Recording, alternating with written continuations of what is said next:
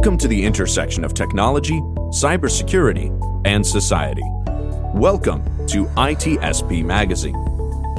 You're listening to a new Two Cyber Chicks podcast. You're about to join Erika and Jax for an inclusive cybersecurity conversation designed to educate and break the stereotypes of cybersecurity professionals while providing life hacks on how to handle burnout, networking, and goal setting.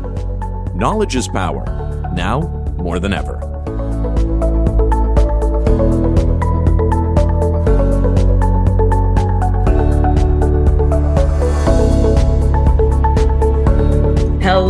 Hello, and what is up to Cyber Chicks? Erika, I still feels a little strange saying that. What do you think? Still getting used to it. Oh, I love it. I love it. I am so into it. I'm loving the new logo, loving the new vibe. I do. Cyber Chicks. What up? What is up, family and community? We're thrilled, as always, that you're tuning in with us today. Today's guest has such a super dynamic story coming from an abusive orphanage home to teaching coding to college kids at the age of 13. Daniel Hall has 45 years of experience in the technology field, and we are thrilled. Dan, we are thrilled to have you on the show today. Welcome to the show. How are you feeling? Are you ready for this? Ready to go? I am ready.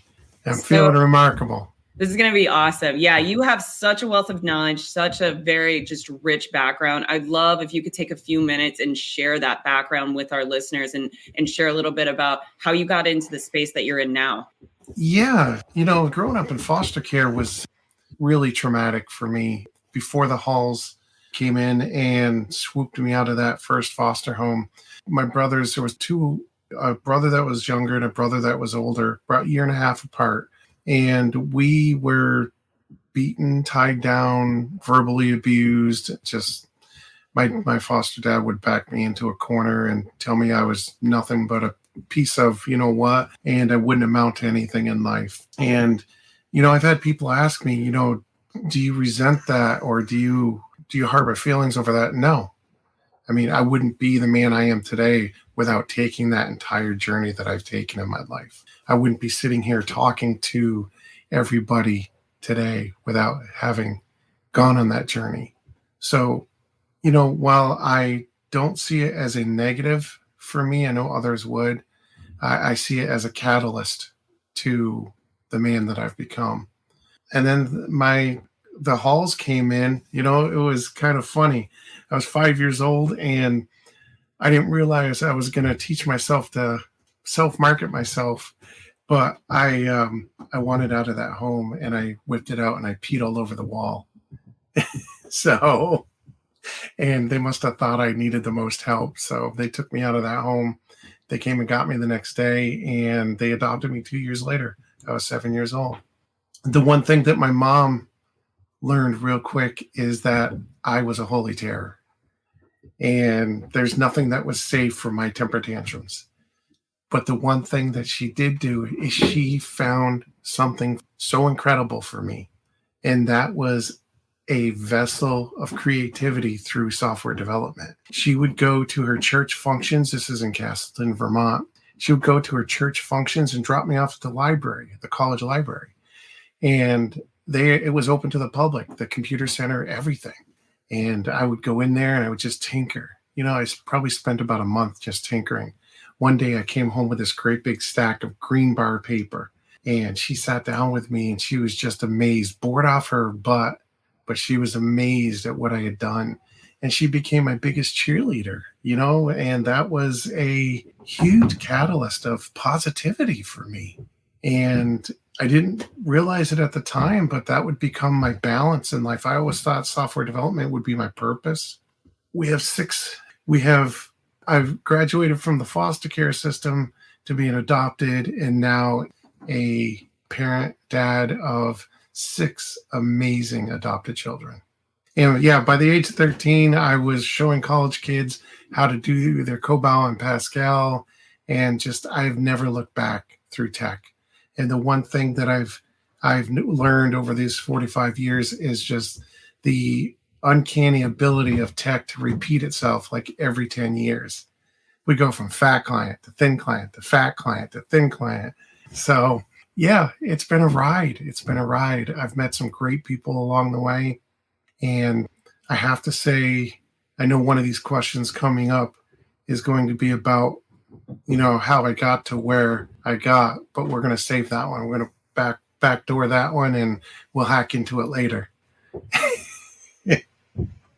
Oh my gosh, Dan, I think you have such a beautiful story. I definitely think that it came with its own, trials, and I think that you've overcome it and have such a beautiful outlook on life due to that. And I love how you talked about it in such a positive light of it being a catalyst to, getting you to where you are. And I love the way you speak about your mom. That's beautiful.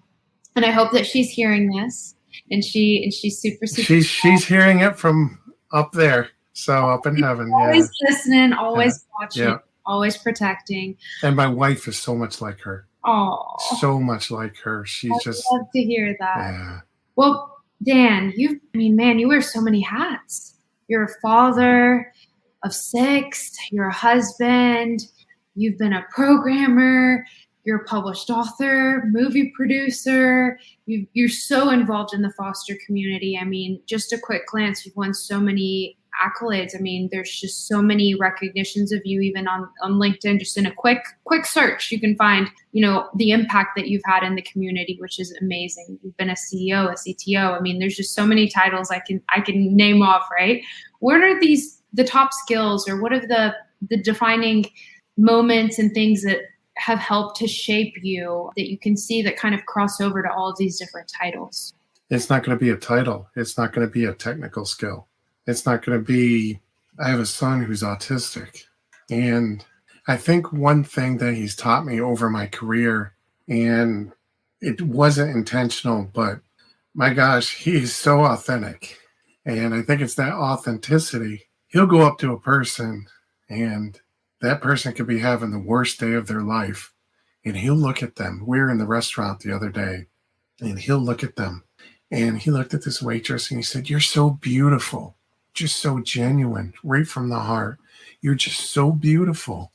And I thought she was going to cry. And, I've learned from all my children that kindness should never, ever, ever have return value. And it made me look at my entire career. And those times that were my most successful times is when I was serving people, helping them, not looking. The times that were really learning curves for me was when I was looking for something in return, and it just was never there. And if you look at your career and you look back at those times that you've been successful, that kindness is always going to be part of that equation. So it's not that I've really brought 45 years of technical experience to the table. It's not that I've hacked into Clubhouse. I think the most amazing skill is the ability to learn to reciprocate kindness. I see a comment about unconditional love, and yes, that is it. And it's listening with more than just your ears, even in tech, even in any type of business, listening and leading with your heart, listening to other people, looking at their body language. It's just having an open mind to really focus and listen and lead into that kindness. So, that's it for me. That is what has got me to where I am today. Dan, we've talked about this. You and I actually talked about the unconditional love portion because we had similar backgrounds in certain ways. And for me, it was learning that I could be loved without a condition behind it, because I didn't know that, not even until probably about 4 or 5 years ago, that I could just be loved for myself, or whatever I present and bring to the table that day, I can be loved. And I love, you are so authentic. It's from the day one that I've met you. You're extremely authentic. You put it all out there. And I feel like we need more of that in the world as a whole. You bring a cup that's flowing over with just is like that, because we've talked. Just this big size cup. Yeah, that's right. Yeah. Big, large cup. It says size matters. And you you show this even in your social media posts. Like, you're not afraid of stepping out and sharing your background, and you can see it on your LinkedIn. Your LinkedIn, it has a unique flair to it. You even mentioned your foster background, and I'm curious on how you're also extremely successful in what you do in all aspects. Things that you touch, you develop, and you create, they come to fruition. And yes, you fail, we all fail, but you always seem to be pushing forward. And I'm curious how your social media presence and how you've put yourself out there, how does that impact your successes? Has that helped you? Has it helped you foster more relationships, better relationships? One of the things that I hate is when people pitch me, except for Jason Hill. He did it right. Yeah, Jason is the founder of Owl. And, that I hate when people pitch. So one of the things that I tell people when I connect with them is that I will never, ever solicit you. And, you can take I always say, here's about me in 5 seconds.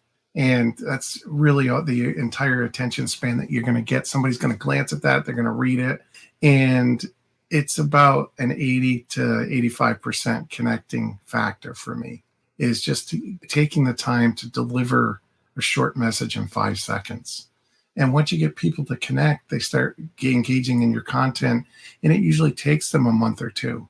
I'm not in any hurry. Great relationships aren't built overnight. And I've got no reason to solicit anything. If people are interested, they'll come to me, they'll gravitate towards it. I think the overall factor is just I'm not selling anything. I'm actually, my hashtag is brand, BRAAND. Be real, authentic, and never duplicate. So be yourself.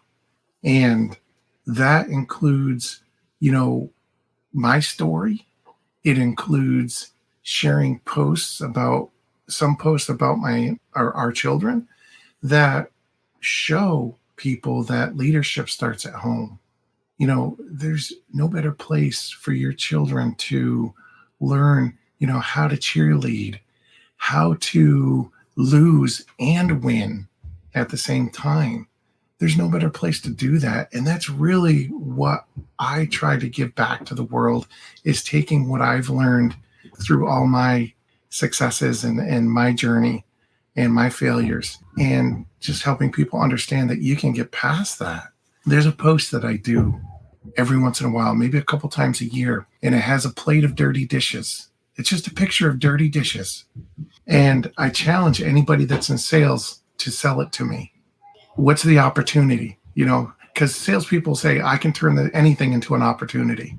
I'll get no response. And my response to that is, well, if I sit there and I take care of those dishes, that's saving mama 5 to 10 minutes of her time out of her day.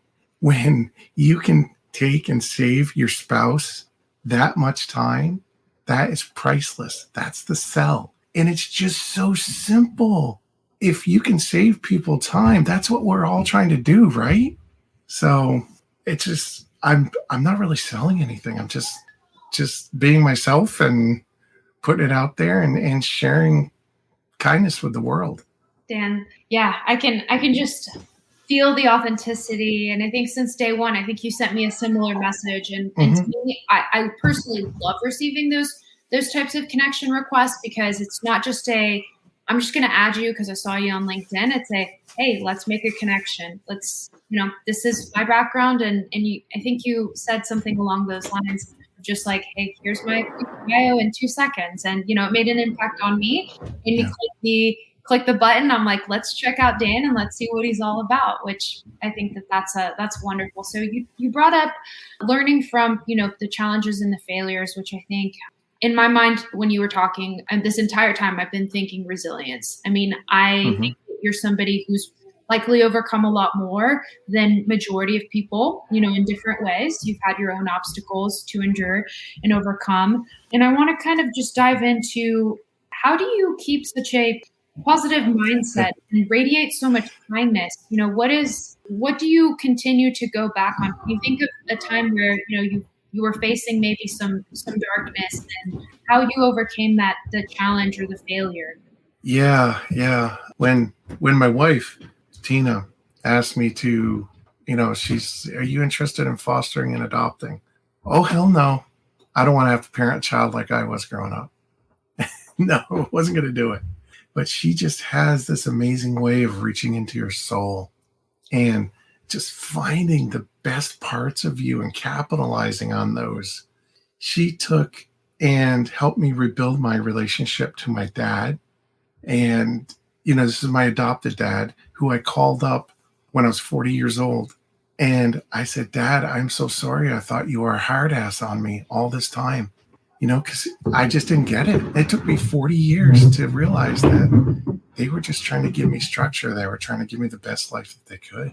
And, by repairing that relationship and going into fostering and adopting children, I finally saw myself through our children's eyes for the first time. And I could see all the lying, the stealing, the hoarding of food. It was right there in front of me. And that was the kind of the pivotal moment of, okay, that's why I didn't give a poop or crap about anybody up until about 15 years ago. It's not that I didn't care, is I didn't know how to internally process anything. And you saw me get worked up about Parker, who's our autistic son, just because he's so authentic and he has no filter. And kudos to him. We were at Chick-fil-A the other day and he's like, why did it take so long? And the lady's like, I'm so sorry. It was like my wife put the mobile order in and he's like, what took you so long? Why do you take so long? And he was just, my wife didn't correct him. He was getting the feels out. And she's just amazing. She is the pivotal reason why I have, got past where I was and why I decided to write my epitaph last year, which was, here lies a man that learned to reciprocate kindness by failing often. And when you begin with the in mind, like Stephen Covey says, you go through your entire career thinking about, okay, what's the end result of this project? What are the goals? And it just hit me, I'm not really looking at what my goal is for, when the sun sets on my life, how do I want to be remembered? And that's what drives me. That's what, it's just some things aren't worth it. They aren't worth it. And oh my gosh, I'm getting worked up. This is so inspirational. Let me ask you, Dan. So I'm kind of, you've kind of answered the next question that I had, which was around, what was the motivating factor for, becoming a published author and doing everything that you do, right? And it seems like at the core of it, part of it's family, it's the people that you love, it's the reflection that you're seeing in this mirror that they've kind of created for you, right? And then how you want to be remembered, which I think is just so, so powerful. Thinking about, all of the things that you've accomplished in, the years that you've been in the industry, let's just say it that way. What have been some of your favorite pieces that you've either published or produced? Do you have one that comes to mind? One project? If I'm going to go back to even wiping out tech, it's our amazing children. It's just, we talk about hacking, and life hacks are some of the most amazing things. When you finally understand, and I'll go back to the tech side of this, but when you finally get somebody or you understand how they think and how they act and whether they're tired or hangry, it's just the most amazing feeling to be able to solve that problem. And that solving of that problem is just something that has driven me my entire career. It's just to figure stuff out. Probably, hacking Clubhouse was cool, but to me it was like, oh, this is cool. Yeah.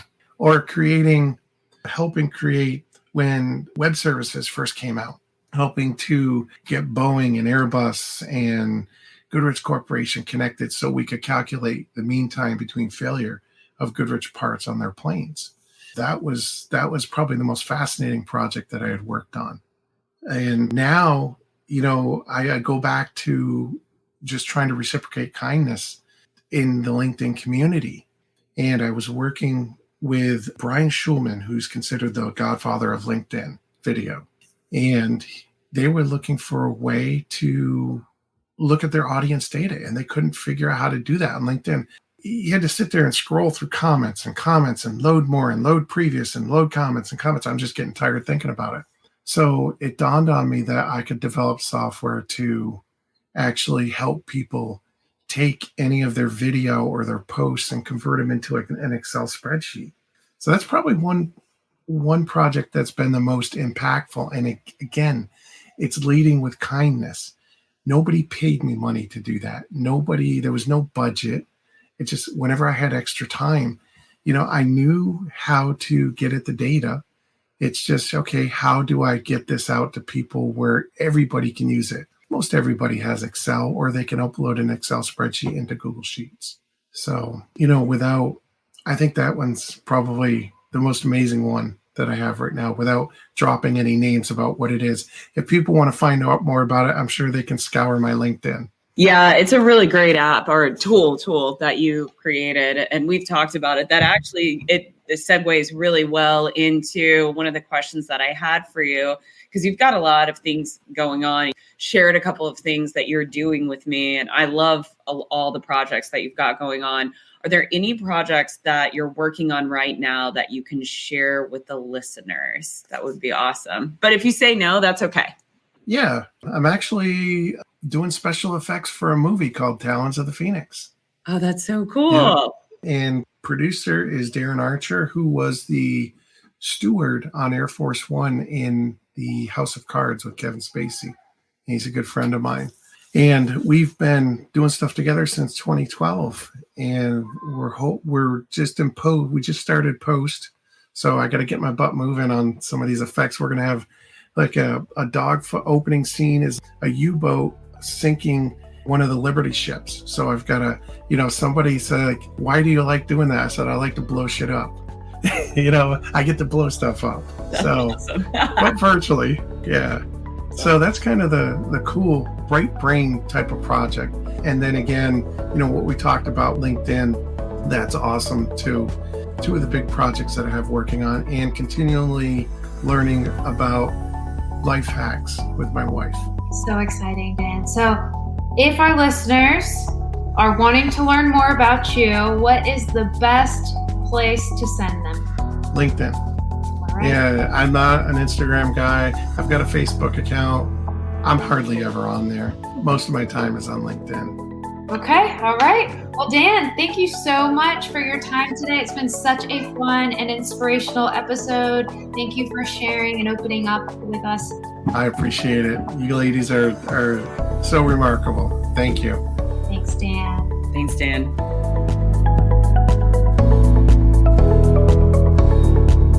We hope you enjoyed this episode of Two Cyber Chicks podcast with Erika and Jax. If you learned something new and this podcast made you think, then share itspmagazine.com with your friends, family, and colleagues. If you represent a company and wish to associate your brand with our conversations, sponsor one or more of our podcast channels. We hope you will come back for more stories and follow us on our journey. You can always find us at the intersection of technology, cybersecurity, and society.